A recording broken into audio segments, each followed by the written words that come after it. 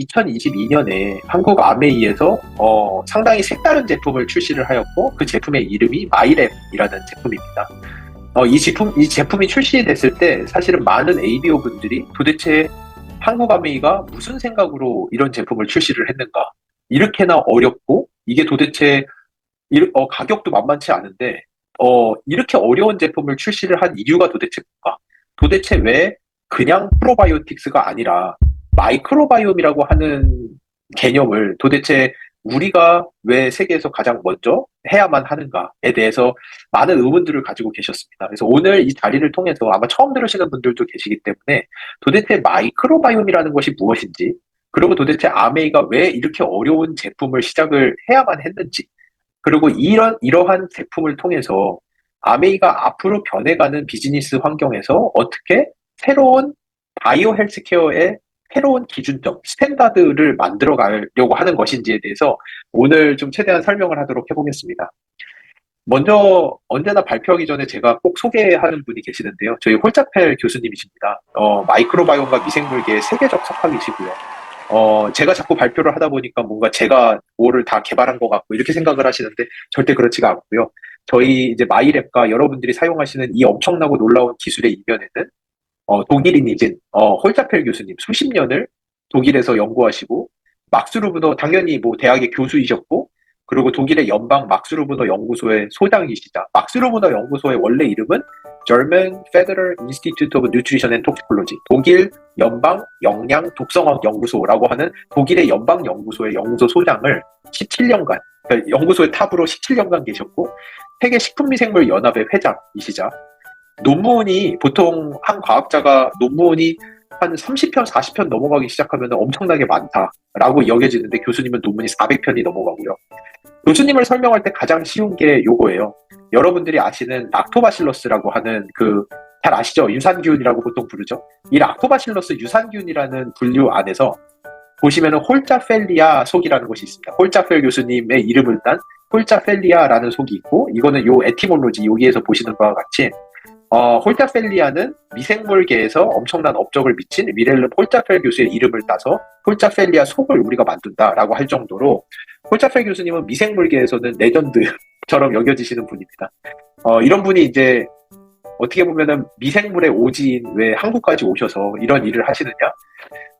홀자펠 교수님이 독일의 칼슐레 대학교와 막스루브너 연구소에서 이제 퇴직을 하시고 이제 이제 끝나시고 소명이 끝나신 이후에 한국의 한동대학교로 오셨습니다. 그 이유는 한동대학교라는 곳이 크리스찬 백그라운드를 가지고 있고요.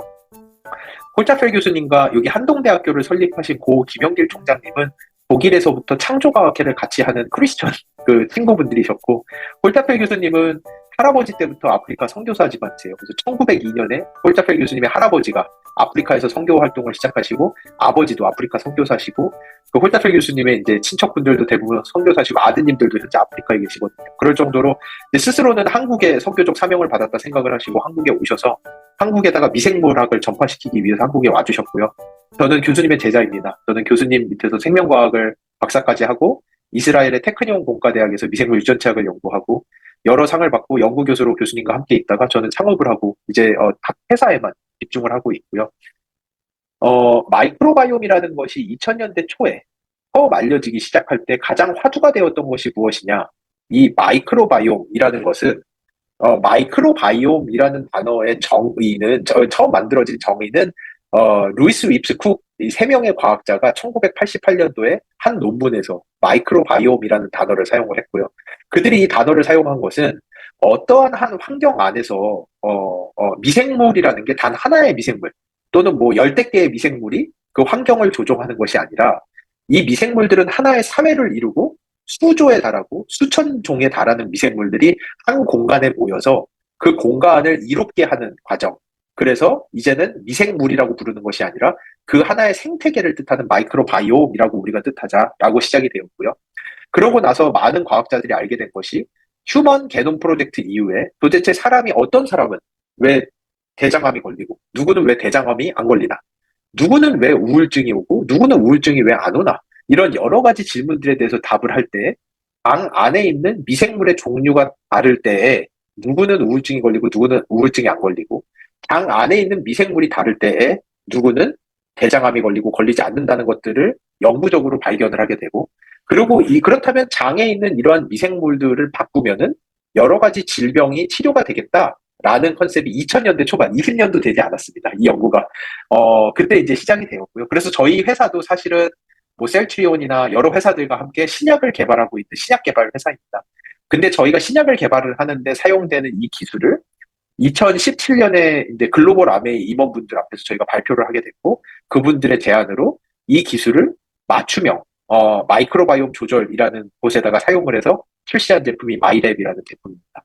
그래서 도대체 왜 이렇게 어려운 제품을 만들었나라는 부분을 잠시 설명하자면, 사람들의 삶의 방식이 바뀌고 있습니다. 이 아메이의 사업이 제가 보는 것만 하더라도 많이 바뀌어가고 있다라고 보이거든요. 그런 것과 똑같이 여러분들이 놀라시겠지만 한 4, 50년 전만 해도 많은 사람들이 100살까지만 살아도 모든 걸 다 이룬 것처럼, 그러니까 100세 시대 이런 문구가 있었잖아요. 100살까지만 살자. 이런 문구가 있었던 게 불과 몇십 년 되지 않았는데요. 이제는 마음만 먹으면은 100살까지는 살게 할 수 있어요. 근데 문제는 한 60살 정도의 다양한 만성 질환들이 나오면서 삶의 질이 하락을 하고, 그러면서 이제 사람들이 100세까지 사는 게 문제가 아니라 이제는 재수 없으면 200살까지 살겠다라는 이야기가 나올 정도로, 이제는 한 60세 넘어가면서 뭐 관절염, 뭐 당뇨, 뭐 심혈관계 질환 이런 것들이 와버리면은 뭐 굳이 40년을 이런 식으로 더 살아야 되나라는 이야기가 나올 정도가 되었습니다. 그러다 보니 사람들의 관심은 이제는 100세 시대라고 한다면 99세까지 하고 싶은 거 다 하고 운동도 다 하고 먹고 싶은 거 다 하면서 정말 건강한 삶을 살다가 1년만 고생하고 죽으면 안 되겠냐라는 식으로 사람들의 기대치는 점점 변하게 되고요. 이것을 저희는 헬스 앤 웰네스라고 표현을 합니다. 그래서 그러다 보니까 과학자들이 그러면 어떻게 하면은 이제는 그냥 단순히 우리가 지금까지는 100세 시대라는 꿈을 이루기 위해서 60세가 넘어서 사람들이 가장 많이 죽는 다양한 질병들의 치료제가 개발이 되었고, 대표적인 것들이 항암제들이죠. 그러니까 60세가 넘어서 갑자기 돌아갈, 또는 이제 지금까지 다양한 전염병, 결핵, 말라리아, 뭐 간염 이런 것들을 이제 치료할 수 있는 치료제들이 나와서 이제는 조금 생명 연장이 길게 되기는 했는데요. 과학자들이 이해하는 바로는 정말로 한 사람이 99살까지 건강하게 살다가 1년만 고생하고 죽으려면은 실제로 병이 아예 걸리면 안 된다. 그러니까 사람 몸이 한 번 병을 겪고 나면은 생각보다 고쳐 쓰는 게 무척 어렵다라는 걸 과학자들이 다들 알게 되었습니다. 단편적인 예로 저희가 로우 안테리어 리섹션 신드롬이라고 하는, 이게 밤에 이런 얘기하면 안 되지, 너무 어려운 얘기들 나오면 다 주무실 텐데, 그 저위전방 결제증후군이라고 하는 그 대장암 수술을 하고 나시면은, 대장암 수술하신 분들이 가장 큰 불편을 겪는 게, 대장암 수술하신 분의 50에서 70%에 달하는 분들이 배변 조절이 안 되는 질병을 갖고 계세요. 하루에 많게는 20번씩 대변을 보러 화장실을 가시고, 그리고 변이 새어 나오는 변실금을 겪으시고, 이런 것들이 그러니까 그런 분들은 그런 생각을 하는 거예요. 이게 이런 식의 삶의 질이라면은 내가 지금 50살에 대장암을 겪었고 의사들은 완치가 되었다고 하는데 이게 진짜 완치인가? 내가 하루에 화장실을 20번씩 가는데 내가 100살까지 산다면 남은 50년을 하루에 30분에 한 번씩 대변을 보러 다니면서 남은 인생을 산다는 것이 의미가 있는가? 라는 이야기를 하실 정도로, 그렇게 사람 몸이 한 번 고장나면 고쳐 쓰는 게 어렵고, 그러다 보니까 사람 몸은 고장나기 전에 미리미리 예방을 해야 됩니다라는 컨셉이 1980년대, 90년대부터 예방의학이라는 이야기로 시작이 되었죠. 예방의학을 명확하게 할 수 있을 때 우리는 진정한 헬스 앤 웰네스를 만들어갈 수 있을 거라고 생각하고 있습니다. 그러다 보니 과학자들이 그 이후에 가장 먼저 포커스한 것은 무엇이냐? 한 사람의 미래의 건강 상태를 예측하는 알고리즘을 만들고 싶어 했어요. 이거는 모든 바이오 사이언티스트의 꿈이라고 할 수 있습니다. 그러니까 근데 이거는 한마디로 얘기하자면 타임머신을 만들겠다는 거랑 똑같아요. 타임머신을 타고 3년 뒤에 가서 나의 건강검진 기록부를 보고, 지오셉이 장화혈색소가 6.5까지 올라갔네. 지오셉이 근육량이 25%가 감소했네.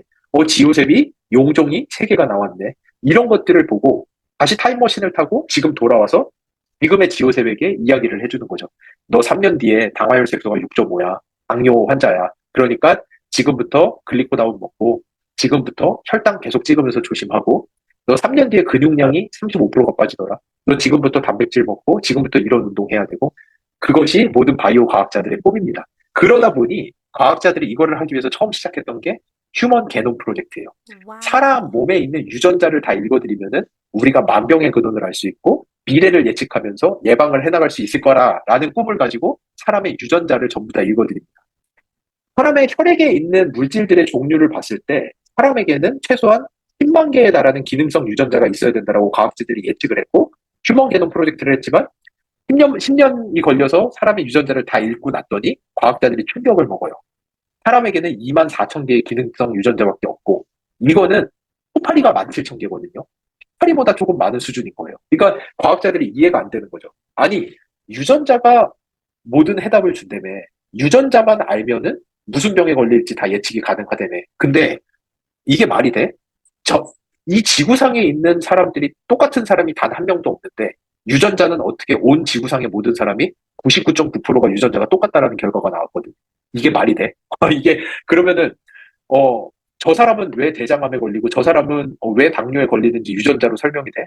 설명이 된다면 아니 초파리가 알츠하이머도 안 걸리고 초파리는 갱년기도 안 걸리고 초파리는 당뇨도 안 걸리는데 초파리랑 유전자 개수가 몇 개 차이가 안 나는데 이게 말이 되는 거야? 라는 의문점들이 과학계에 나오기 시작했고 그러고 나서 과학자들이 합리적인 의심을 시작하는 것이 이 마이크로바이옴이었습니다. 아마도 유전자는 백본이고 유전자는 우리가 부모에게 물려받은 유전자, 우리의 백본일 뿐이다. 우리의 뒷받침일 바탕일 뿐이고 실제 여기에 우리가 환경으로부터 받는 유전자가 있는데 그거를 우리가 세컨드 지놈, 두 번째 유전자라고 부르는 것이 아마 우리 장 안에 있는 미생물들이고 이 미생물들의 차이에 의해서 한 사람이 누구는 왜 당뇨가 걸리고 이 미생물의 장에 있는 미생물의 종류에 따라서 누구는 대장암이 걸리고 이런 것들을 추측을 했고 지금 그것이 대부분 맞다라는 것이 현재 과학계가 가지고 있는 지식입니다. 그래서 토파리는 장에 미생물이 5개에서 10개밖에 없어요. 사람은 장 안에 미생물이 2,000개에 달하는 미생물을 가지고 있습니다. 이거를 알게 되면서 이제 그때부터 사람들의 인식이 변하고 그거부터 먼저 갈게요. 도대체 어떻게 장 안에 있는 미생물이 다르다고 해서 어떤 병이 걸리고 어떤 병이 걸리지 않는다는 게 말이 되는가? 라고 생각을 하시지만 실제로 전 세계 구글 벤처스의 설립자 빌 마리스라든지 여러 사람들은 이 마이크로바이옴, 장에 어떤 종류의 미생물이 얼마나 다양하게 있는지가 이거를 누군가가 알고 조절할 수 있다면 이것은 헬스케어계의 가장 큰 게임 체인저가 될 것이다. 라는 이야기들을 공공연하게 하고 있고 그 이유는 헬스케어라는 것은 저희가 먹고 사는 것으로부터 모든 것이 시작되거든요. 근데 문제는 생각해 보시면 잘 먹으면은 잘 먹는다고 병이 안 걸릴 거면은 우리나라에 아픈 사람 아무도 없어야 돼요. 우리나라가 무슨 소말리아도 아니고 우리나라가 못 먹어서 병에 걸리는 나라는 아니거든요. 근데 왜 다들 잘 먹는데 누구는 어 진짜로 말도 안 되게 다 같이 잘 먹는 가운데 누구는 하루에 담배 2갑씩 평생을 폈는데 암 한 번 안 걸리고 그렇게 잘 사시는데 도대체 누구는 담배 한 번 펴본 적이 없는데 맨날 갑상선암에 폐암에 도대체 이런 것들이 어디서 오는가? 저희가 잘 먹지만 잘 먹은 것 안에 들어있는 다양한 영양소와 기능적 물질들이 우리의 혈액으로 들어가려면은 결국은 장 안에 있는 미생물을 통과를 해야 돼요. 왜냐하면 우리가 먹고 사는 대부분의 물질은 저희가 흔히 이야기하는 고분자 화합, 고분자. 분자가 너무나도 크고 단단한 구조로 되어 있어서 이런 것들은 저희 혈액으로 들어가지를 못해요. 생각해보세요. 저희가 아침에 굿모닝 하셨잖아요. 그러면은 콩단백질을 물에다가 풀어가지고 드시면은 그 콩단백질이 여러분의 혈관을 돌아다니지 못해요. 절대로. 그 큰 거대한 콩단백질 덩어리가 여러분 혈관을 돌아다닌다면은 전부 다 중풍에 동맥경화에 난리가 날 거예요. 우리의 혈액으로 들어갈 수 있는 것은 그 콩단백질에 있는 물질이 아주 작은 걸로 쪼개져가지고 정말 우리 피부에 있는 나노 단위의 모세혈관조차도 돌아다닐 수 있는 수준의 저분자 화합물. 아주 작은 구조의 물질로 바뀌어야지만이 여러분의 혈액으로 들어갈 수가 있고요. 그런데 우리가 먹는 대부분의 것들을 이렇게 작은 것으로 쪼개는 것이 사람이 본연이 가지고 있는 침에 있는 라이조자임이라든지 담즙산이라든지 소화, 액 같은 걸로 다 되는 것이 아니라 그것들이 우리가 먹은 것을 쪼개는 비율은 30% 정도밖에 되질 않고요. 나머지 대부분의 것들은 우리 장 안에 있는 미생물들이 다 씹어가지고 발효라고 부르죠. 분해를 시키고 발효를 시켜서 저희가 부르는 대사체라고 하는 약과 같은 효과가 있는 대사체로 바꿔서 그것을 우리 혈액으로 넣어주는 역할을 하게 됩니다. 그러다 보니 장에 어떤 종류의 미생물이 있느냐에 따라서 저희가 똑같은 거를 먹었는데 누구는 독이 돼서 들어가는 거고요. 누구는 약이 돼서 들어가는 거죠. 그러니까 장 안에 있는 마이크로바이옴이 어떻게 컨트롤 되느냐에 따라서 누구는 똑같이 먹고 사는데도 병 때문에 시들시들한 거고, 누구는 똑같이 먹고 사는데도 약 하나 먹지 않아도 될 정도로 건강한 것이 마이크로바이옴에 의해서 조절이 되고, 그러다 보니 과학자들이 이 마이크로바이옴은 우리 몸 안에 우리가 가지고 있는 제약회사다. 그래서 장에 미생물이 아주 다양한 사람은 장 속에 제약회사를 50개씩 들고 있으신 거죠. 밥만 먹어도. 그리고 좋은 원료만 넣어주면 돼요. 좋은 원료라고 하는 것은 더블엑스나 밀크시슬 같은 데 들어있는 파이로 뉴트리언트들, 파이로 케미컬, 천연물들, 이 좋은 원료만 넣어주면은 장내 미생물이 그거를 알아서 다 약으로 만들어서 저에게 넣어주는 거예요.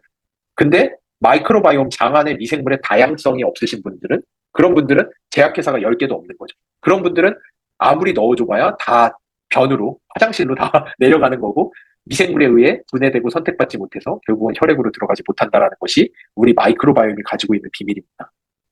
이게 실제 저희 장의 현미경 사진이에요. 여기가 저희의 장, 이 아래쪽에 혈관이 있어요. 그래서 여기로 흡수가 되어서 혈관까지 들어가야지만이 그때 간으로도 가고 뇌로도 가고 근육으로도 가고 다 가는 거거든요.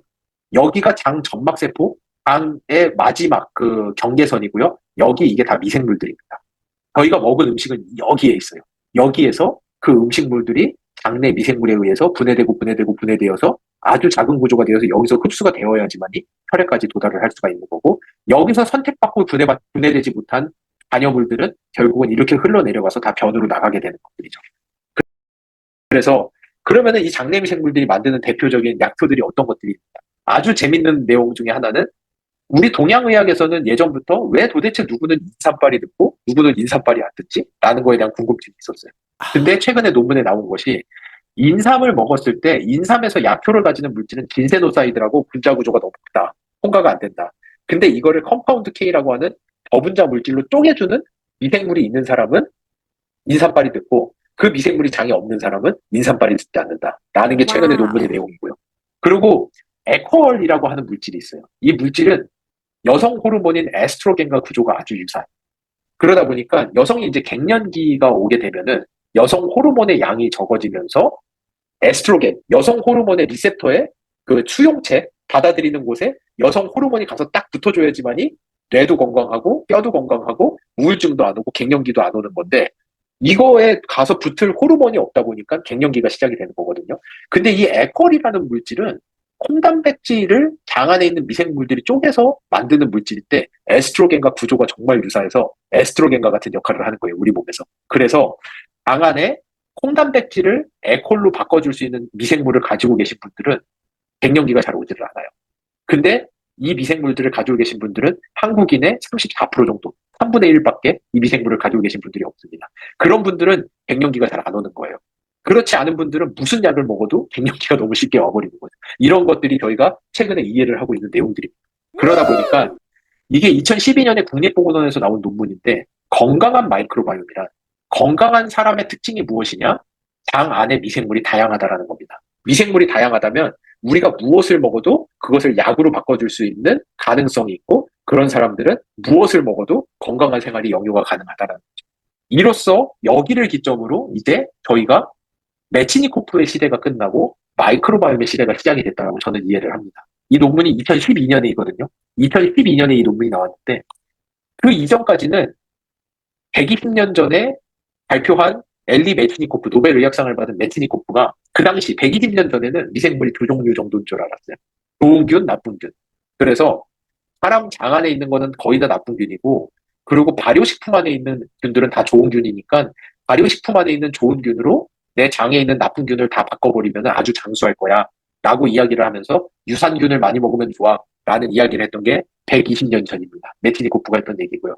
하지만 이제는 그렇게 단순하지 않다라는 것을 과학자들이 다 알고 있어요.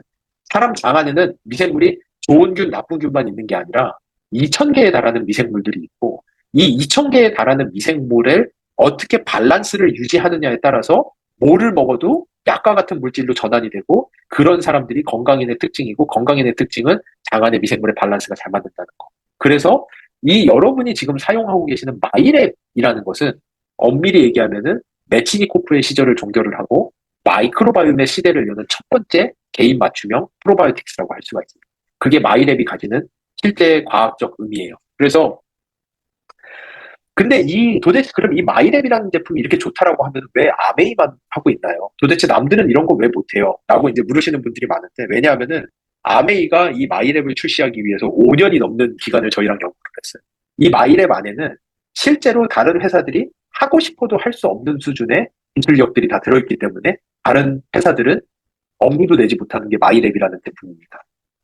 이제 아까 말씀드린 대로 이게 그러면은 처음에 1세대 기술은 뭐였냐면은 그러면은 뭐를 먹거나 뭐를 했을 때 장 안에 미생물이 어떻게 있느냐에 따라서 이 미생물들이 만들어내는 대사물의 종류가 결정되고 이거에 따라서 사람이 건강하냐 건강하지 않냐가 결정이 된다면 오케이 그러면은 진짜로 건강하지 않은 사람들의 장의 미생물이 건강한 사람과 어떻게 다른지 우리 한번 보자라고 해서 초창기에 했던 많은 연구들이 비만인 사람들, 자폐 아이들, 우울증이 있는 사람들, 폐쇄성 폐질환이 있는 사람들, 대장암이 있는 사람들 많이 봐왔고 실제로 병이 시작되기 1, 2년 전부터 마이크로바이옴이 먼저 변하기 시작한다는 것을 과학자들이 지금 다 이해하고 있어요. 그래서 1세대 기술은 뭐냐 하면은 그러면은 사람들의 변을 받아서 그 안에 미생물을 보고 이 사람이 어떤 질병에 취약한지 우리가 이야기를 해주자라는 게 1세대 기술이에요. 유전자 분석기를 가지고 미생물을 찍는 거예요. 근데 놀랍게도 마이랩을 제외한 우리나라의 모든 제품은 다 1세대 기술밖에 사용을 하지 못합니다.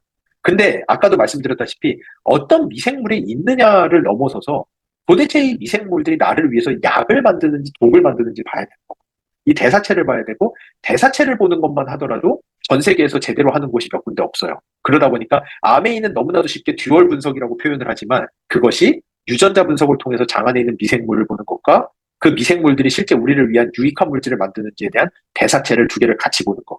이 두 개만 나오더라도 이미 우리나라에서 마이랩이 유일한 제품입니다. 이 두 가지를 같이 보는 게. 근데 여기를 더 넘어간 게 뭐냐면은 하나 예를 들어 드리자면은 제가 우리나라에서 한 10여 년 전에 DTC라는 게 시작이 됐어요. 다이렉트 컨슈머라고 해서 키트를 사가지고 제가 입을 이렇게 해가지고 보내면은 제 유전자를 검사를 해요. 그래서 제 유전자를 기준으로 당신이 무슨 질병에 취약합니다라는 걸 알려주는 사업들이 있어요. 제가 초창기 나왔을 때 80만 원에 달하는 헬로진이라는 그런 거를 해봤었거든요. 그거를 딱 해봤더니 진짜로 제가 간 기능이 되게 취약하다. 저희 아버지가 간암으로 돌아가셨거든요. 와, 상당히 정확하네라고 생각을 하고 마지막에 결론 페이지를 딱 가서 봤더니 그럼 내가 이제 어떻게 하면 되지? 라고 봤더니 결과지의 마지막에 저에게 하는 이야기는 운동 많이 하고 담배 피지 말고 술 먹지 마세요가 다인 거예요. 그러니까 이게 지금 도대체 내가 80만 원을 주고 들을 이야기인가? 이거는 내가 알아서 하는 거고 당신들은 나한테 무슨 약을 주던지. 그래서 이 간 기능이 취약한 부분을 저희가 고쳐드릴 테니 6개월 뒤에 다시 찍어보시면 좋아졌을 겁니다. 이런 거를 해줘야 되는 건데 그런 게 아니라 그냥 끝인 거예요. 그게 다예요. 내가 태어나자마자 찍은 거랑 죽기 직전에 찍은 거랑 정보가 완전히 똑같아요. 그냥 그게 끝인 거예요. 그게 사실은 가장 큰 문제인 거고 마이랩은 그거를 넘어간 거예요. 당신의 장내 미생물의 다양성이 되게 낮아요. 좋지 않습니다. 당신의 마이크로바이옴이 만들어내는 대사체의 양이 너무 부족합니다. 그러면 저희가 당신의 변을 가져다가 저희 시뮬레이터에다 넣고 6개의 미생물 조합 중에 어떤 것이 들어갔을 때 장의 미생물의 다양성이 올라가고 대사체가 좋아지는지를 추천을 해드리겠습니다. 그거를 6개월간 드시고 다시 분석을 해보세요. 그러고 좋아졌는지 확인하시고 계속해서 추적을 하세요라고 하는 실질적인 솔루션이 나오기 위해서는 3세대 기술이 필요합니다. 이게 피마스라는 기술이고요. 이 피마스라는 기술은 전 세계에 한 3개밖에 없는 기술 중에 하나예요. 근데 이 피마스를 저희가 아메이와 건강기능성 식품에 20년 독점 계약을 드림으로써 실제로 명확한 솔루션이 나올 수 있는 제품은 한국 아메이가 전 세계에서 유일한 제품입니다. 여러분이 지금 쓰시는 마이랩이라는 제품이 실질적인 솔루션을 가지고 있는 전 세계 유일한 제품. 그래서 실제 마이랩은 요 NGS라고 하는 유전자 분석과 단세지방산이라고 하는 대사체 분석과 피마스라고 하는 시뮬레이팅 프로그램. 이 피마스 기술이 어떤 건지는 제가 나중에 기회가 되면 다시 설명을 드리고 여기는 좀 낮 시간에 해야 돼요. 밤에 들으시면 정말로 주무실 수밖에 없는 그런 너무나도 과학적 구조로 들어가야 되기 때문에 제가 지금 이 늦은 시간에 할 수 있는 발표의 내용은 여기 요 정도가 가장 제가 더 이상 넘으면 안 되는 선이라고 저는 생각을 하거든요. 그래서 1세대, 2세대, 3세대 기술이 모두 다 접목된 제품은 전 세계에 마이랩이라는 제품이 유일한 제품입니다. 그래서 이 마이크로바이옴을 내가 원하는 대로 바꾼다라는 것이 너무너무 어려운 일이에요, 사실은. 이게 얼마나 어렵냐 하면은 사람들이 유전자 분석을 해가지고, 우울증이 있는 사람에게는 장내 미생물이 다르네? 그 건강한 사람 쪽으로 우울증이 걸린 사람들의 장내미생물을 바꿔주면은 우울증이 치료되겠네? 너무나 누구나 다 하는 생각이에요. 장내미생물을 못 바꾼다는 게 제일 큰 문제일 뿐이에요. 왜냐? 장내미생물은 우리 장 안에 2,000개가 같이 살고 있는데 서로 다 연결되어 있다 보니까 한 종류를 건드리게 되면 나머지들이 연쇄 효과가, 나비 효과처럼 연쇄 효과가 일어나기 때문에 우리가 의도한 대로 바꾸는 것이 불가능해요. 그러다 보니 2010년대 초반에 이 마이크로바이옴 신약을 개발하고자 하는 회사들이 두 분류로 나눴어요. 첫 번째가 FMT파, 두 번째가 나비효과파. FMT파는 Fecal Microbiota Transplantation이라고 해서 배변 이식, 다른 사람의 변을 제 장에다 통째로 이식을 하는 거예요. 이거는 전 세계에서 가장 큰 마이크로바이옴 기업이라고 하는 미국의 세레스 테라퓨틱스라는 회사가 작년에 FDA로부터 최초로 승인받은 치료제이기도 하고요. 이들이 가진 생각은 아니 사람의 마이크로바이옴이 얼마나 복잡한데 그거를 우리가 원하는 대로 바꿀 수가 있어. 그거는 말도 안 돼. 그냥 항생제를 4주 동안 먹어서 마이크로바이옴을 통째로 없애버린 다음에 다양성이 높은 다른 사람의 똥을 내 장 안으로 이식을 해. 라는 게 그들의 컨셉인 거고요. 그리고 그와 다른 나비오카파. 그렇게 해서 나온 제품이 이 제품이에요. 세레스의 보스트라는 제품이고요. 이게 다른 사람의 변입니다. 그거를 동결 건조를 해서 캡슐 안에 담아요. 그리고 이거를 6개월에 한 번씩 10알 정도를 드시는 게 이들이 제안하는 방식이에요. 이거와 다른 것이 마이랩이에요. 마이랩은 나비효과입니다, 저희는. 그래서 이 3세대의 시뮬레이팅을 할 수 있는 기술을 가지고 어떤 것이 들어왔을 때 이들이 어떻게 바뀔지를 예측을 하는 시뮬레이팅을 돌림으로써 한 두세 개에 달하는 미생물만 넣음으로도 연쇄 효과를 예측을 해서 어떻게 바뀔 거라는 것을 예측을 해서 여러분들에게 솔루션을 드리는 방식인 거고요. 그래서 마이크로바이옴을 바꿀 수 있는 방법은 마이랩 아니면 이거밖에 현재는 전 세계에 존재하지 않습니다. 그래서 마이랩 싫으신 분들은 이거를 하셔도 되기는 해요. 근데 이게 사실은 하는 게 극도로 어려워요. 이거 보스트, 이거 다른 사람의 대변을 받아서 드시려면은 이게 최소한 C. difficile infection이라고 하는 불치병의 확진 판정을 받으셔야지만이 엄청나게 큰 돈을 들여서 이걸 할 수 있는 거고요. 그거 외에는 마이랩이 유일한 솔루션 중에 하나입니다. 그래서 도대체 장내미생물이 얼마나 중요하길래? 그럼 장내미생물의 다양성이 줄어들기 시작하면은 어떤 질병들이 걸리는지, 왜 그렇게 안 좋다고 하는지 몇 가지 설명을 드리면은 요게 이제 패트리스 카니라고 하는 교수가 쓴 21년도에 쓴 논문입니다. 놀랍게도 장 안에 미생물의 다양성이 떨어지기 시작하면은 이 장내 미생물들이 만들어내는 배사물이 적어지면서 장의 permeability, 누수, 장 누수가 시작돼요. 장 누수라고 하는 것은 원래는 장 안에만 있어야 되는 똥 안에 있는 물질들이 장이 느슨해지기 시작하면서 장벽을 통과해서 우리 혈액으로 갑자기 막 들어오기 시작합니다. 그러면은 장 주변에 있는 면역세포들이 패닉을 해요. 갑자기 염증 반응들이 시작되고 과민성 반응들이 시작이 되고 이런 현상들을 저희가 장 누수라고 하고요. 장 누수라는 현상이 시작되면은 이것은 결국은 저희 장 주변에 염증 반응을 일으키고 면역세포들이 대거 들어오게 되고 이 면역세포들은 주변에다가 지방세포들을 끌고 다니거든요. 그러다 보니까 내장 지방이 생기기 시작하고 내장 지방이 생기면은 당뇨가 생기기 시작하고 여러 가지 대사질환들이 생기기 시작합니다. 또 하나, 장과 간이 연결이 직접적으로 되어 있다 보니까 장내미생물의 다양성이 떨어지면 간에 염증 반응이 생기기 시작하고 간 경화가 생기기 시작합니다. 또 한 가지, 뇌에서 포만감이 떨어져요. 먹어도 배가 부른지를 느끼지를 못해요. 왜냐?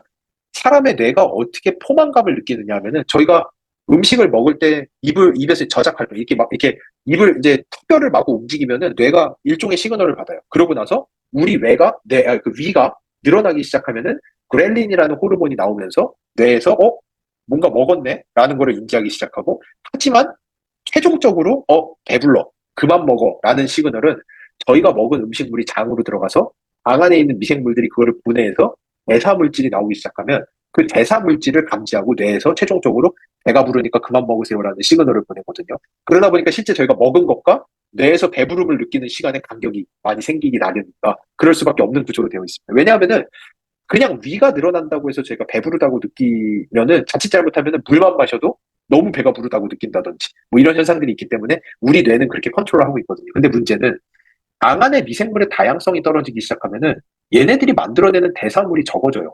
그러다 보니까 먹어도 배가 부르다고 느낄 수 있는 대사물질이 줄어들어서 포만감을 느끼지 못하게 되고 지방이 축적되기 시작하고 근육에 힘이 빠지기 시작합니다. 이게 장 안의 미생물의 다양성이 떨어졌을 때 나타나는 대표적 현상들이에요.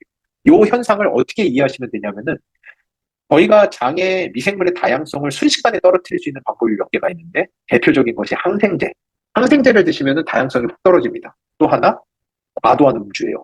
술을 엄청나게 많이 드시면은 순식간에 미생물의 다양성을 떨어뜨릴 수가 있어요. 그러고 나면은 그 다음날 느끼는 흡취 현상이 딱 여기에 있는 현상들과 거의 다 들어맞게 됩니다. 당 누수가 생기면서 미약한 염증 반응이 일어나게 되고, 염증 반응이 일어나면은 아주 미약한 두통과 함께 미열이 나기 시작해요.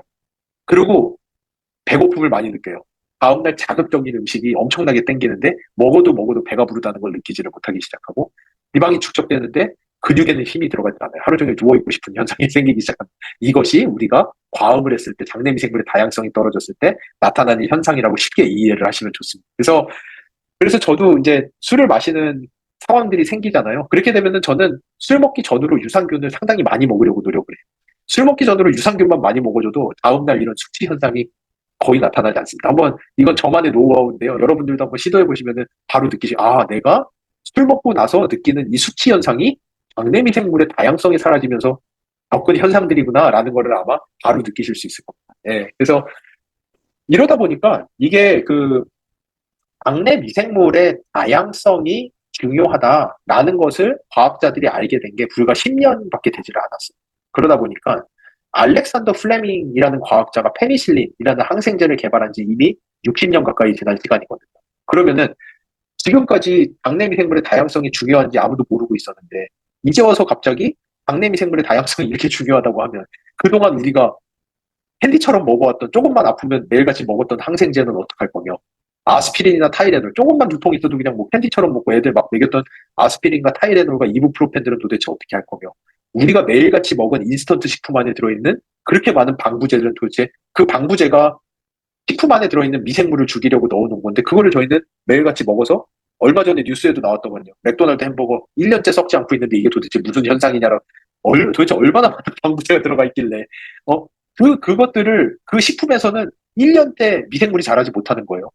그런 것들을 저희 장에다가 매일같이 넣으시면은, 이게 도대체 과학자들이 봤을 때 그러면 도대체 현대인의 마이크로바이옴은 얼마나 심각한 수준인가를 알기 위해서 이 브라질에 있는 아마존 열대우리, 여기 이제 위성 사진인데 요런 지역을 과학자들이 갑니다. 가가지고 여기 빨간 거 초록색 여기 있는 요 부족들이 현대 문명을 한 번도 조우하지 않은 아주 희귀 부족들을 찾아가요. 그래서 그 부족민들의 똥을 가지고 나와서 분석을 해봅니다. 분석을 해본 결과 여기가 US, 이게 미국인의, 이 다른 색깔이 다른 미생물들이거든요. 미국인의 마이크로바이옴, 여기가 아마존인의 마이크로바이옴. 다양성이, 이미 현대를 사는 사람들에게 장내 미생물의 다양성을 유지한다라는 것은 극도로 어려운 프로젝트가 돼버렸고, 거의 대부분의 미생물을 잃어버리게 됐거든요. 그러다 보니까 자연치유라는 인간이 누려야 되는 원천적 특혜를 누리지 못하고, 원래는 옛날이었다면은 더블엑스나 밀크시슬이나 좋은 원료만 넣어줘도 우리 장내 미생물이 그거를 다 약으로 만들어서 간도 보호해주고 뼈도 튼튼하게 해주고 근육도 생기게 해주고 다 했을 것을 못하는 거죠. 그것들을 분해하고 흡수해서 우리 혈액에다 넣어줄 애들을 이미 거의 다 잃어버리고, 그러다 보니까 이상하게 옛날에는 좋았는데 좋다고 하는 거를 먹어도 몸에서 더 이상 체감 효과를 느끼질 못하고, 이상하게 먹어도 내 몸에다가 특정한 효능을 주는 것으로 느껴지지가 않고, 이 비싼 거 먹고 다 경기로 흘려보내는 거 아닌가라는 생각을 하시는데, 일부 그게 진짜로 맞을 수도 있다라는.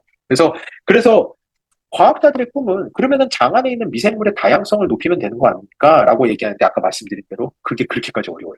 실제 마이크로바이옴의 다양성은 개인 맞춤형이 아니고서는 만들어낼 수가 없습니다. 이게 왜냐, 사람들마다 마이크로바이옴이 다 다르다 보니, 아까 여기서 보여드린 것처럼 이 마이크로바이옴이, 전 세계의 마이크로바이옴이 똑같은 사람이 단 2명도 없다고 할 정도로, 유전자는 모든 사람이 99.9%가 똑같아요.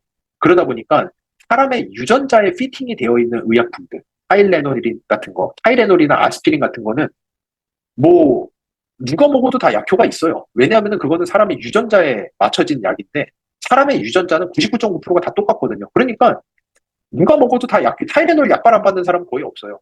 뭐 태어나자마자 먹어도 약효가 있고 죽기 직전에 먹어도 약효가 있어요. 타이레놀. 유전자는 변하지도 않고 모두가 똑같으니까. 근데 이 마이크로바이옴은 전 세계 모든 사람이 다 다르다는 거죠. 그러다 보니까 똑같은 걸 넣어줘도 마이크로바이옴의 변화 정도는 완전히 다르고, 똑같은 걸 넣어줘도 얘네들이 만들어내는 대사체는 완전히 다르다는 거죠. 그러다 보니 사람마다 마이크로바이옴의 형태를 보고 어떤 것을 넣어줘야 되는지 결정을 해야 되는 게 아주 어려운 점이었고, 그러다 보니까 개인 맞춤형으로 할 수밖에 없고, 또 한 가지 문제는 타이레놀은 말씀드린 대로 지금 먹어도 되고 1년 뒤에 먹어도 뭐 되고 3년 뒤에 먹어도 되지만 마이크로바이옴은 6개월 주기로 계속 변한다라는 게 가장 큰 문제예요. 그러다 보니까 지금 하고 6개월 뒤에 다시 분석해서 또 세팅을 잡아야 되고 6개월 뒤에 다시 세팅을 잡아야 돼요. 이것이 저희가 사실은 처음에 글로벌 아메이가 이 프로그램을 아메이에 안착시키자고 했을 때 너무나도 어렵다라고 얘기를 했던 가장 큰 이유 중에 하나입니다. 근데 이제 사실 저희도 이거는 안 될 줄 알았어요. 근데 저희가 이제 ABO 분들을 몰랐던 거죠. 글로벌 아메이는 알았던 거죠.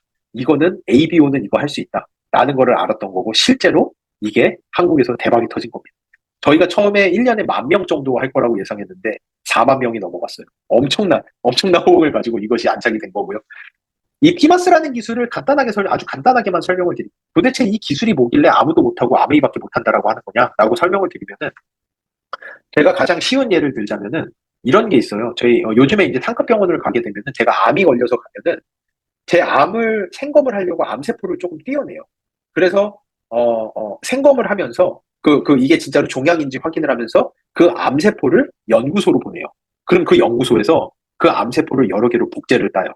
복제를 한 다음에 이 암세포들한테 지금 있는 항암제를 여러 개를 다 넣어봐요. 따로. 그리고 어떤 항암제가 들어갔을 때 이 암세포가 가장 잘 죽는지를 보고 그 항암제를 그 사람에게 개인 맞춤형으로 처방을 하는 프로그램이 있습니다. 이런 것과 거의 유사해요. 여러분이 체변을 해서 변을 보내주시면은 여러분 변 안에 있는 마이크로바이옴을 그대로 복제를 따. 이 복제를 따는 기술이 전 세계에 3개 정도밖에 없는 기술 중에 하나예요. 극도로 어렵고 복제를 여러 개로 따놓은 다음에 여기에다가 어떤 미생물이 들어갔을 때 나비 효과를 일으키면서 마이크로바이옴이 변하고 이 마이크로바이옴이 만들어내는 대사체가 변하는지를 확인을 하고 4번이 들어갔을 때 다양성이 가장 좋아지는구나. 6번이 들어갔을 때 다양성이 가장 좋아지는구나 확인을 하고 여러분에게 추천을 드리는 프로그램이 피마스를 이용한 마이랩이라는 프로그램입니다. 그래서 실제로 이 프로그램은 저희가 임상시험을 통해서 실제로 박내미생물을 섭취 전후에 박내미생물의 다양성이 아주 유의적으로 증가가 되고 실제로 당 안에 있는 제약회사의 숫자가 올라간다는 거죠. 다양성이 유의적으로 증가하고 포스트바이오틱스가 유의적으로 증가한다는 것을 임상적으로 증명을 하고 출시한 제품이 마이랩이라는 제품입니다. 네. 그래서 이 마이랩에서 다루고 있는 지표들이 여러 가지가 있는데요. 그 중에 하나가 안세지방산 포스트바이오틱스라고 하는 지표예요. 이게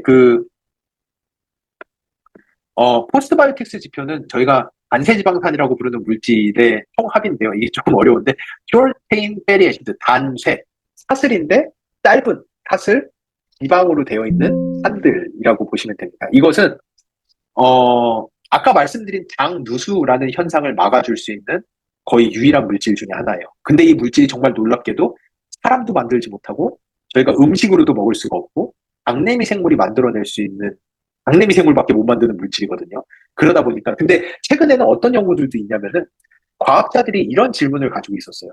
아니 내가 예를 들어 콜라를 한 잔을 쭉 먹으면은 내 피에서 당이 쭉 올라가는데 이 당은 혈관을 통해서 내 몸을 다 돌아다니고 있는데 이거를 뇌에서 좀 많이 쓰고 그 당분을 근육에서 좀 많이 가져가고 그 당분을 내 간에서 좀 많이 가져가면 내가 되게 건강하고 근육도 잘생기고 좋을 텐데 왜 하필이면 그 당분을 내 지방세포가 다 속속 빼가가지고 지방으로만 갖다 쌓느냐라는 게 과학자들이 가지고 있던 되게 질문 중에 하나였거든요. 이것만 잘 조절해줘도 많이 먹어서 혈액에 당분이 많아도 그거를 근육이랑 간에서만 다 가져가주면 살도 안 찌고 이게 얼마나 좋아 라고 생각을 했고 도대체 뭐가 어디로 가는지 결정하는지를 봤더니 박내미생물이 만들어내는 단세지방산의 양이 많으면은 에너지가 근육과 간으로 가는데 단세지방산의 양이 떨어지기 시작하면은 근육과 간으로 가지 못하고 지방으로 다 가서 쌓인다라는 것이 최근에 나온 논문의 연구 결과 중에 하나입니다. 그럼 그만큼 이 장에서 만들어지는 단세지방산이 극도로 중요하기 때문에 저희가 다른 거는 몰라도 마이랩에서 이 단세지방산이라는 것을 꼭 찍어야 된다라고 해서 포스트바이오틱스 지수로 저희가 인정을 해서 특정을 하고 있습니다. 또 이제 최근 나오는 연구들 중에 이제 재밌는 연구 중에 하나가 이런 연구인데요. 이 연구는 뭐냐 하면은 매년 미국 보스턴에서 보스턴 마라톤이라는 게 열려요.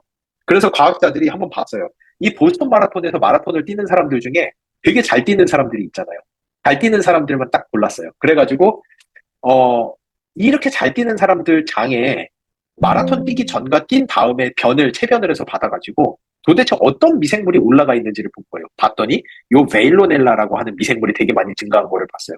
그래서 요 미생물을 빼가지고 쥐한테 먹였더니 쥐가 트레드밀을 엄청나게 잘 뛰기 시작하는 거예요. 그래서 과학자들이 도대체 이 미생물이 뭐를 하냐라고 봤더니 이 미생물은 젖산, 락테이트를 먹고 그거를 프로피온산으로 바꿔주면서 자기가 먹고 사는 애였던 거죠.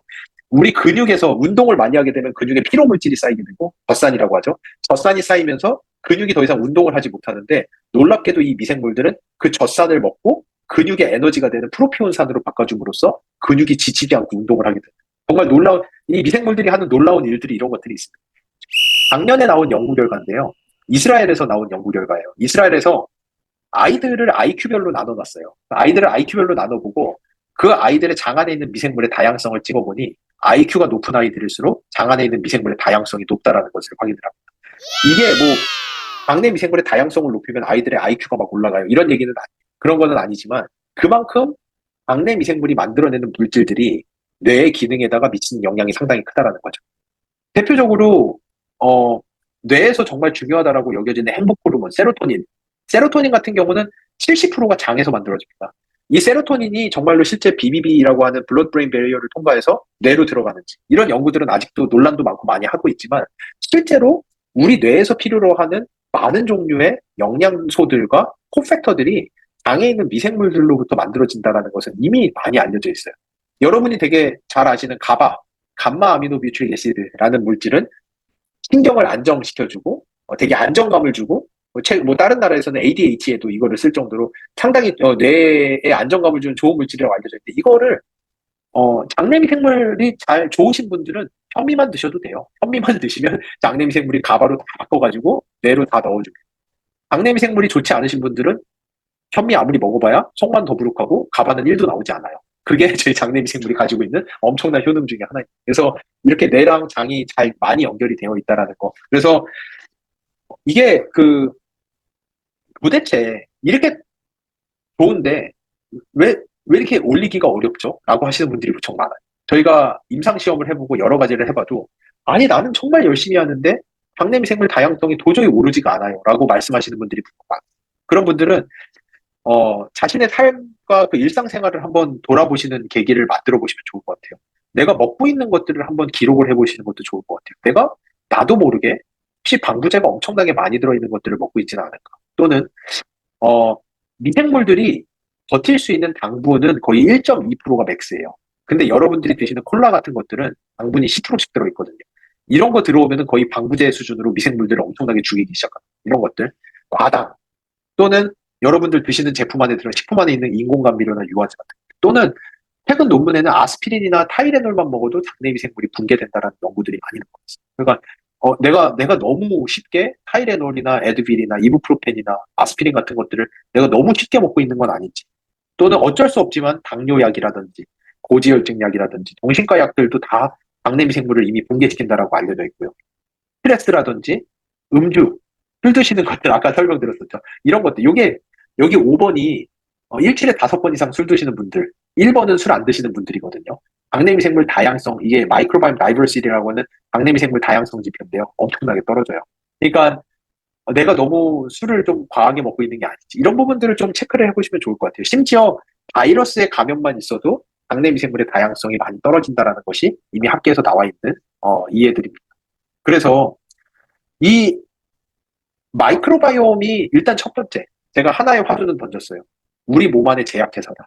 마이크로바이옴만 잘 관리해도 내가 좋은 원료만 넣어주면은 충분히 건강하게 살 수 있다. 마이크로바이옴의 다양성을 높여야 된다. 근데 마이크로바이옴의 다양성을 높일 수 있는 제품은 전 세계에 마이랩이 유일한 제품이다. 다른 거 실제로 좀 인터넷에서 한번 구매해서 해보세요. 뭐 좀 싸게 파는 거는 9만 원짜리도 요즘에 막 프로모션 한다고 있는 것들도 있고, 뭐 14만 원, 뭐 25만 원 이런 제품들 어떤 제품을 해보셔도 대사체에 대해서는 하나도 얘기를 해주지 않고요. 또 가장 중요한 거, 뭐를 먹으면 실제로 다양성을 올려드리겠습니다라는 제품 단 한 제품도 없어요. 그게 마이랩이 할 수 있는 엄청난 파워라는 거. 또 하나, 저희가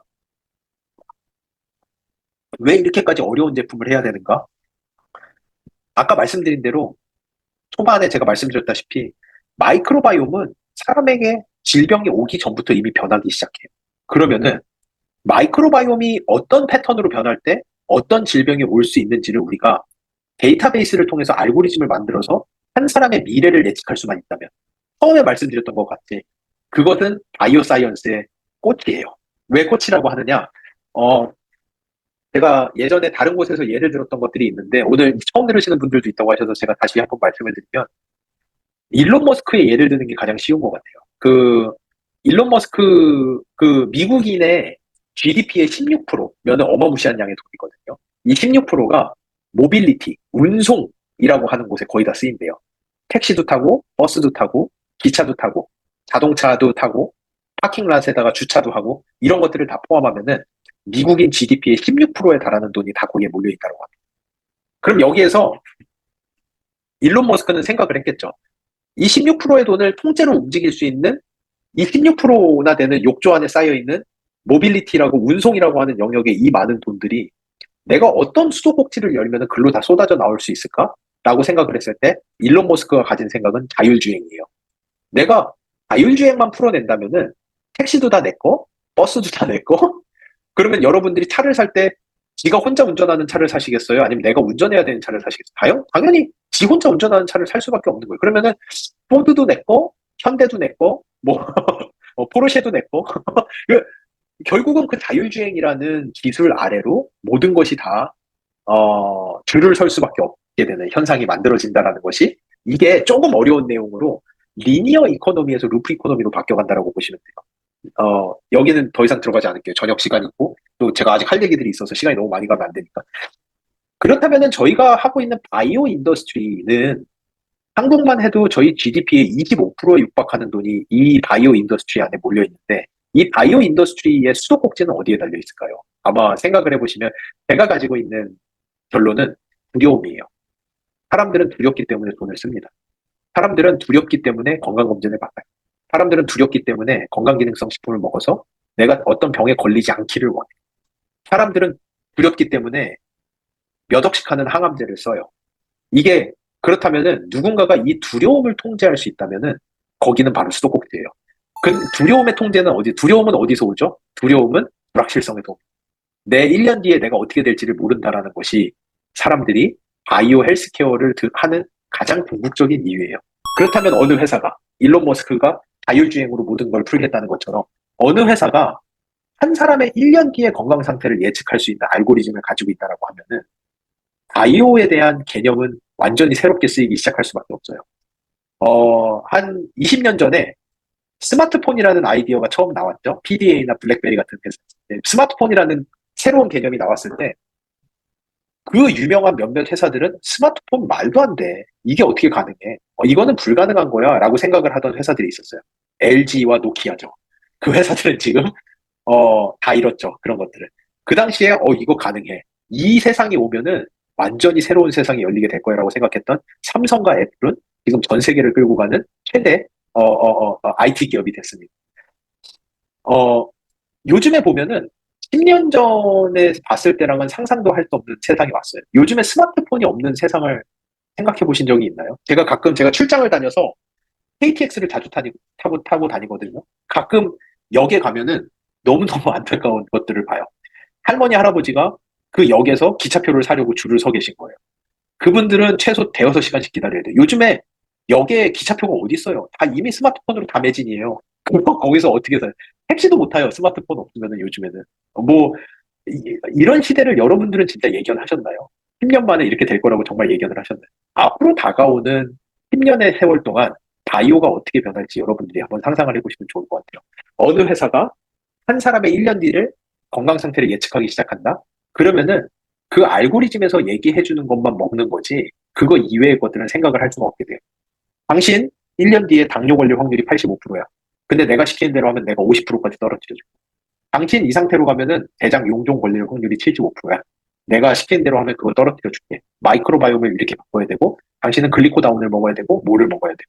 이것이 앞으로 10년 뒤에 오는 바이오 세상의 핵심인 거고, 이것을 하기 위해서 모든 나라가 하고자 했던 것이 아까 처음에 말씀드린 대로 마이크로바이옴은 병이 걸리기 전에 변하기 시작해요. 마이크로바이옴에 대한 연속성 데이터를 가지게 된다면 실제로 미래를 예측을 할 수가 있어요. 그래서 미국의 국립보건원이 10년 동안 1조 원이라는 돈을 써서 사람들의 마이크로바이옴의 데이터베이스를 모았습니다. 우리나라도 5천억에 가까운 돈을 썼어요. 마이크로바이옴 데이터베이스를 모으기 위해서. 그래서 미국 국립공원은 2만 내에 달하는 데이터베이스를, 전 세계에서 가장 많은 데이터베이스를 모았고, 한국이 작년 기준으로 7천 내에 달하는 데이터베이스를 모았습니다. 근데 정말 놀랍게도 저번 달 기준으로 한국 아메이가 4만 8천 내의 데이터베이스를 모았어요. 미국의 국립보건원의 2배에 달하는 데이터베이스를 가지고 있습니다. 아메이가. 명실상부 아메이가 전 세계 최대 마이크로바이옴 기업이 이미 됐습니다. 이게 글로벌 아메이가 이렇게 어려운 제품을 시작한 이유예요. ABO 분들은 하실 수가 있고, ABO 분들이 여기에 동참할 때 앞으로 다가오는 10년의 아메이가 가는 길은, 아메이는 10년 뒤에 전 세계 바이오 헬스케어의 새로운 기준이 될 거예요. 아메이가. 아메이는 그 어느 회사보다도 먼저 한 사람의 미래를 예측하는 알고리즘을 갖게 될 것이고, 이제는 여러분들의 네트워크로 여러분들이 찾아다니면서 물건을 파는 네트워크 세일즈 컴퍼니가 아니라, 사람들이 여러분에게 찾아와서 자신의 건강 상태가 어떻게 될지 묻는 네트워크 라이프 코칭 컴퍼니가 되는 대변혁의 시기를 지금 가져가고 있습니다. 그것에 여러분들이 동참하고 계시다는 것을 알아주시고, 여기까지 오기에는 저희 혼자 했으면 절대로 올 수 없는 길을, 아메이가 가지고 있는 엄청난 개발 능력, 저희도 못한다고 했던 것을 아메이는 우리는 할 수 있다, 그러니까 한번 해보자라고 했던 엄청난 연구에 대한 열정과 ABO 분들, 저도 몰랐어요. 요즘에 다른 회사들은 팬덤 100명 만들려고 돈을 수십억씩 써요. 인플루언서 100명만 자기 회사 사람으로 만들려고 돈을 수십억씩 써요. 근데 제가 아메이랑 일하고 나서 알게 된 거는, 아메이는 80만 명의 인플루언서가 있어요. 80만 명의 팬덤이 있어요. 여기보다 마이크로바이옴 데이터베이스를 가장 빨리 모을 수 있는 곳은 전 세계 어디에도.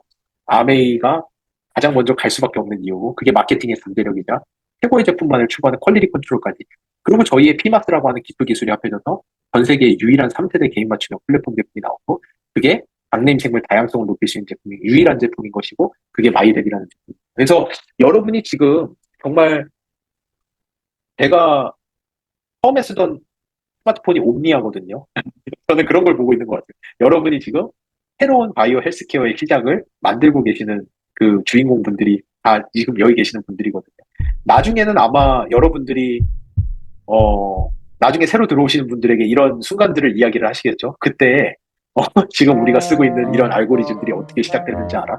그때 말도 안 되는 제품을 출시를 했어. 근데 뭐 지 모시기가 나와서 이게 뭐고 저게 뭐고 이 교육을 들어가면서 우리가 그때부터 쌓아온 이 데이터베이스가 지금 우리 아메이가 만들어진 거야라는 그 히스토리를 여러분들이 아마 웃으면서 얘기하는 시절이 곧 오지 않을까, 저는 그렇게 생각합니다. 그래서 이 마이크로바이옴이라는 것이 가지는 파워, 그리고 또 하나의 엄청난 파워가 있어요. 어, 제가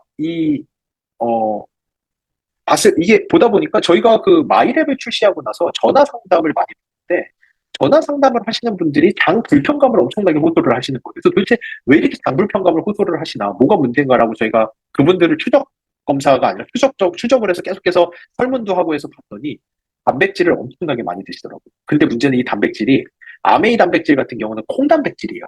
콩이라고 하는 것은 여러분이 콩을 만져보기만 해도 얼마나 단단한 고분자 화합물인지 느껴지잖아요. 나무 껍질 같은 존재들이에요. 이거는 장 안에 미생물의 도움 없이는 분해를 시킬 방법이 없는 아이들이에요. 그러다 보니 이 콩 단백질을 그렇게 많이 드시는데, 장 안에서 이 콩 단백질을 분해시킬 수 있는 미생물이 없으신 분들은 장이 폭발합니다. 가스가 생성이 되기 시작하고 더부룩하고 소화가 안 되고 난리가 나요.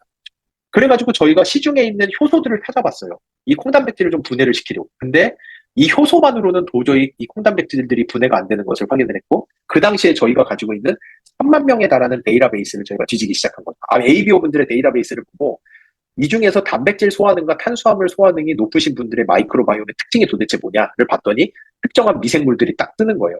그 미생물들을 뽑아내가지고 효소랑 같이 붙여가지고 단백질 분해능 시험을 했더니, 소이빈, 콩단백질 분해 배수가 4.5배가 높아지는 것을 확인을 했습니다. 그래가지고 저희가 출시한 제품이 엔자임 바이옴이라는 제품이에요. 이 제품 안에는, 시중에는 엔자임밖에 없어요. 효소 단일 제품 또는 아무런 이유 없이 그냥 미생물이 들어가 있는 묘한 제품들이 시중에 많이 있어요. 하지만 이 엔자임 바이옴은 3만 명의 데이터베이스에서 시작해서 실제로 단백질 분해능을 가지는 미생물들이 같이 들어가 있어서 아메이의 APP와 같은 단백질의 분해능을 4.5배나 높여주는 아주 특화된 제품으로 출시를 한 게 엔자임 바이옴이라는 제품이고요. 이런 식의 제품들이 지금 저희가 준비하고 있는 것들이 너무너무 많아요. 지금 저희가 하고 있는 연구들이 도대체 최근에 그 그로잉 랩 데이터도 엄청나게 많거든요. 도대체 키가 이렇게 잘 크는 아이들이 장 안에 가지고 있는 미생물의 특징은 뭔가? 인지능이 이렇게 좋은 아이들이 장 안에 가지고 있는 미생물의 특징은 뭔가? 아무리 먹어도 살이 안 찌는 분들의 장 안의 미생물의 특징은 뭔가? 저희가 지금 보고 있는 데이터베이스 정보들이 너무나도 많고, 이런 것들이 합쳐져서 나오는 신제품은 시중에 없는 제품들이 아메이에만 유일하게 나올 수 있는 엄청난 파워가 또 이 데이터베이스 안에 있습니다. 그래서 그게 여러분들이 가지고 있는 데이터베이스의 힘이고요. 오늘 1시간 반으로 좀 길게 잡아주셔서 제가 하나를 더 가지고 왔어요. 이게 뭐냐 하면은 도대체 마이랩을 통해서 우리가 사람들과 소통을 할 때, 또는 이제 그로잉랩이라는 것을 가지고 사람들과 소통을 할 때 이 제품이 가지는 특장점이 무엇인가라는 것을 이야기를 할 때, 마이크로바이옴이 하는 대표적인 역할, 지금까지 설명드린 우리가 먹은 것을 분해해서 우리의 혈액까지 전달함으로써 우리가 건강해질 수 있는 가장 근원적인 모티브가 된다는 거. 또 하나, 이 데이터베이스가 모였을 때는 한 사람의 미래를 예측하는 알고리즘이 나올 수 있다. 또 하나, 부스터라는 개념으로서 미생물이 잘 받는 사람들의 특징을 마이크로바이옴에 뽑아내서 지금 있는 제품들과 합칠 때는 세계에 없는 유니크한 제품들이 암에서 쏟아져 나올 수 있다. 또 하나, 면역에 대한 이야기인데요. 최근에 대두된, 옛날에는 진짜로 면역하면은 면역력이 좋아야지 라는 거에 대한 개념밖에 없어요. 면역력이 좋아야지. 그럼 도대체 면역력이 좋다는 게 뭔가? 면역이 그냥 세야 되나? 센 면역 기능인가? 근데 요즘에 자꾸만 나오는 이야기들은 과민 면역 반응은 그럼 도대체 뭔가요? 면역이 약해서 걸리는 병이 아니잖아요. 과민 면역 반응이라는 거는 면역이 너무 세도 문제가 된다는 거예요. 최근에 화두가 되는 것은 면역력이 무작정 센 게 아니라 이 면역 세포들이 똑똑해야 된다는 거예요. 이 면역 세포들이 뭐가 적이고 뭐가 아군인지를 알아서 제대로 된 적을 공격을 해야 되는데, 면역 세포가 무식해가지고 공격해서는 안 되는 것들을 공격할 때 생기는 것이 과민 면역 반응이라는 거, 자가 면역 질환이라는 거. 대표적인 것들이 면역 세포가 어렸을 때 교육을 받고 면역 세포가 똑똑한 줄 알았는데 시간이 너무 많이 지나다 보니까 면역 세포들의 기억력이 떨어지기 시작하는 거.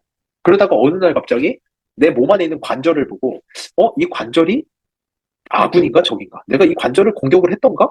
근데 얘는 뼈나 살 같아 보이지는 않는데 이 관절이 도대체 뭐지라고 생각을 하다 면역세포가 우리 관절을 공격하기 시작해요. 적인 줄 알고. 그게 저희가 부르는 루마티스 관절염이라는 거, 자가 면역 질환인 거죠. 면역세포가 똑똑해야 되는데 이 논문이 하는 이야기가 그거예요. 아기 면역세포의 첫 교육. 면역세포를 우리 마이크로바이옴이 다 교육시킨다는 거 알고 계시나요? 우리 몸의 면역세포의 70%가 장 주변에 몰려 있어요. 도대체 이들은 왜 장 주변에 몰려 있는가? 장이 놀이공원 같은 곳이에요, 얘들한테는. 왜냐? 사람의 장은 너무나도 신기한 게, 사람의 몸을 자세히 보시면은 도너츠 같은 구조예요. 과학자들이 사람의 장을 인사이드 벗 아웃사이드라고 불러요. 우리 몸 안에 있는 것 같지만 솔직히 얘기하면 입이랑 항문으로 연결돼서 몸 밖에 있는 것과 똑같거든요.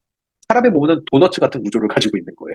그러다 보니까 이 면역세포들이 외부의 환경이 어떻게 생겼는지를 구경을 하고, 그럼으로써 면역세포들이 야, 이런 거는 적이야, 이런 건 아군이야, 이런 거를 공격해야 돼, 이건 되게 안 좋은 거야 라는 교육을 거의 다 장 안에 있는 미생물로부터 교육을 받게 됩니다.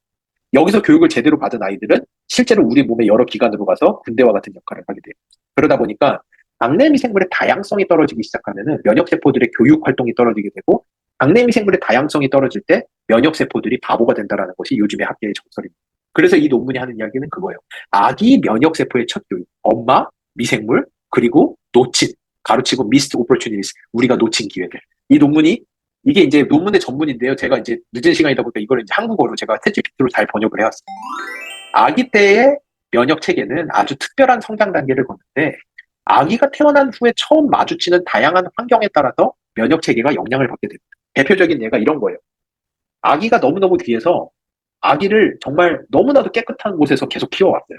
3살 때까지 이 아기는 진먼지 진드기라는 거를 단 한 번도 볼 수가 없었어요. 엄마가 매일같이 이불을 다 빨아가지고 이 아기는 진먼지 진드기가 뭔지 한 번도 본 적이 없어요. 3살까지. 근데 4살 때 이 아이를 데리고 콘도를 갔는데 콘도에서 이 아기가 진먼지 진드기를 처음 본 거예요. 그럼 이 아기 몸 안에 있는 면역세포는 난리가 나요. 이 진먼지 진드기를 평생 처음 보다 보니까 이게 나를 곧 죽일 것만 같은 두려움에 휩싸이기 시작하고, 그러다 보면 온갖 면역세포가 이 진먼지 진드기를 내 몸 안에, 아기 몸 안에 못 넣게 하려고 난리가 나요. 범액질을 쏟아내기 시작하고 눈물이 나오고 콧물이 나오고 배태기가 나오고 기침이 나오고, 그러다가 이 면역세포들이 목 주변으로 모여들기 시작해요. 내 목 안으로 못 들어오게 하려고 목 주변으로 막 모여들기 시작하는데 너무 모여들어서 숨도 쉬지를 못해. 기도가 막히기 시작해. 그걸 저희가 천식이라고 부르는 거죠. 그러니까 이런 현상들이 아기가 태어난 후에 처음에 어떤 것들을 마주치느냐에 따라서 아이의 면역 체계가 영향을 받게 되고 아기가 접하는 특히 미생물은 아기의 면역 체계에 아주 오랫동안 이게 되게 중요한 것이 16세 이전에 조우한 것들을 아기가 평생토록 면역세포는 각인을 시키고 기억을 하게 됩니다. 그것이 이 아이가 평생토록 가는 면역세포가 얼마나 똑똑한지를 결정하는 아주 핵심 포인트가 돼요. 아기 아주 오랫동안 영향을 주어서 아기가 나중에 커서 어떤 병에 걸릴지에도 영향을 줄 수가 있습니다. 아기 때 면역 체계의 아주 특별한 점과 장내 세균, 마이크로바이옴이 어떻게 면역 체계를 교육하는지에 대해서 이 논문이 이야기를 하고 있어요. 가장 핵심 장표만 딱 따오면은 아기일 때 diverse microbes라는 게 다양한 미생물, missed microbes라는 거는 부족한 미생물이에요. 장내 미생물이 다양할 때 결국은 이뮨 임프린팅, 우리의 면역 체계의 건강한 면역에 각인을 새기게 되고 커서도 아주 건강한 상태를 유지할 수 있지만 어렸을 때 이러한 기회를 놓쳐버리면 opportunity를 잃어버리게 되면 missing microbes, 장내 미생물이 부족함으로써 좋지 않은 병적인 면역에 각인이 새겨지게 되고 결국은 커서 각종 대사질환, 소화기계 암, 뇌질환 등에 시달리게 된다는 것이 이 논문에서 하는 이야기. 그래서 결국은 아이들에게도 가장 중요한 것은 장내 미생물의 다양성. 아이들의 장 안의 미생물을 얼마나 다양하게 해주는지가 여러분의 자녀의 면역 체계에다 가장 좋은 교육을 시켜주는 것이고 이 아들이 나중에 컸을 때 대사질환의 위험에서 가장 멀리 떨어질 수 있게 해주시는 것이고 이 아이들의 면역세포들이 똑똑해져서 불필요한 면역 반응, 과민 면역 반응, 알러지 반응, 자가 면역 질환 등에 걸리지 않게 해주는 것이 장 안의 미생물을 얼마나 다양하게 해주는지가 핵심인 거고 근데 여기에서 누누이 이야기했지만 전 세계의 장내 미생물 다양성을 올려줄 수 있는 전 세계 유일한 솔루션이 마이랩밖에 없습니다. 그게 여러분들이 지금 하고 계시는 이 제품이 한국아메이의 배수정 사장님을 필두로 해서 그 많은 분들이 솔직히 목숨을 걸고 이 어려운 제품을 출시를 한 가장 큰 이유 중에 하나예요. 여러분들이 이 아메이 분들의 노력과 그 리스크 테이킹을 통해서 전 세계에 없는 유일한 제품을 가장 먼저 경험할 수 있는 엄청난 특혜를 받으신 것이 한국 아메이 분들이라는 것을 다시 한번 기억해 주시면 좋을 것 같고요. 그래서 그분 여러 사람들에게 얘기해 주세요. 아이들 장내미생물 다양성을 높이는 게 얼마나 중요해. 면역 체계를 공부를 시켜야 돼. 그러면 그 사람들은 마이랩밖에 할 수가 없어요. 이거 외에는 솔루션이 없어요. 또 하나, 시중에 있는 어떤 제품도 아이들만을 떼어가지고 데이터베이스를 만들어서 레퍼런스를 삼아서 제품이 나온 제품 단 한 제품도 없어요. 마이랩만이 엄청나게 큰 데이터베이스가 있다 보니까 솔직히 성인의 마이크로바이옴과 아이의 마이크로바이옴은 다르거든요. 근데 결과지를 하나로 만들어 놓게 되면 아이들도 성인과 비교했을 때 어떻습니다라고밖에 결론이 나올 수가 없어요. 이거는 정확도가 떨어져요. 그래서 저희가 아이들 전용 데이터베이스까지 떼어가지고 아이들 전용의 제품에 출시를 할 수가 있었고 이것 또한 우리나라에서 아이들 전용의 데이터베이스가 있는 거는 마이랩밖에 없어요. 그것이 마이랩이 가지고 있는 상당히 큰 강점이라고 생각이 될 것 같습니다. 그래서 제가 오늘 준비한 내용은 여기까지이고요.